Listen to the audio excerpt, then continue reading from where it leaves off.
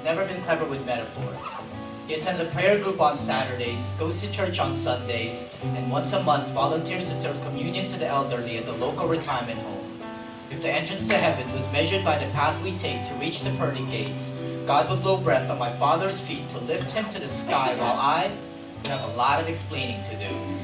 I spent most days dodging confession booths while my father serves salvation like 6 o'clock medication to folks who think of communion as the frequent flyer miles we rack up to get to heaven. Some of them have cashed their tickets by the time my father returns. But he returns. If not for them, then for the old man in room 14. For him, my father remains persistent, peers into his room and offers communion as if this time would be different, only to be met each month by a face as distant as the relatives who no longer visits. But for the first time last week, the old man said yes, took the leavened bread from my father's fingers, placed it on his lips where it lingered until that evening. He went to sleep and never woke again, left this world with nothing more than a bedpan that needs cleaning, a 3-piece suit to be buried in, and the one question my father started asking since. What is it about death that makes a man finally come to terms with God? I am the wrong guy to be asking.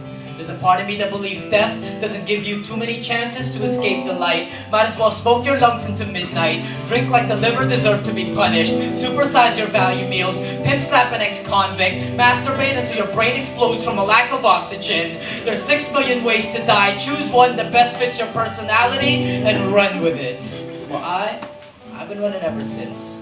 Blowing through life as fast as I blow through cigarettes. Tipsy walking on the rim of shot glasses, haphazard and reckless. Eyes wide open, searching for places I'm hoping God will never find me until I see my father. Knees buckled at the pews, hands knuckled at the brow, eyes clenched tight as if redemption revealed itself on the inside of our eyes. And we're trying to squeeze it out to our tear ducts so the world can see God's glory inside us. My father will never show his tears, but I know, watching how his temples move in prayer, he sometimes curses God for the calloused palms, for the tired fingers, cursing how we can weave them so tight with faith, while God just watches his wife, his children, and his ambitions sip through them. My father, who will feed you with one hand while spanking you into oblivion with the other, who lectures why an A- wasn't good enough, bring home a beat, he'll ransack your room searching for drugs, who will brag to his friends about us, who will worry about my living life with such reckless abandon. My father, who after every cigarette break always asks if I could stay, even for just a little while, and I find myself always saying no,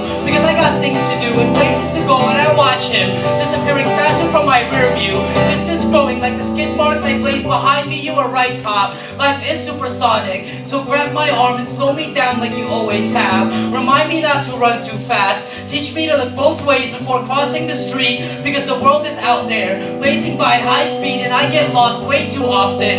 And some days I forget to come home, but you should know, these days I'm only reckless on a microphone. I'm looking both ways before making a decision. I'm holding tight before it all unravels with a simple misstep. So please, light up another cigarette. Let the smoke linger a little bit longer. Let it rise to the heavens, and I will ride it like God, blowing breath on my feet. And when I arrive, and they ask me if I've come to terms with my faith enough to come inside, I'll tell them the one thing I know to be true. I'll tell them I came to terms with God the moment I saw God living in you. Aww.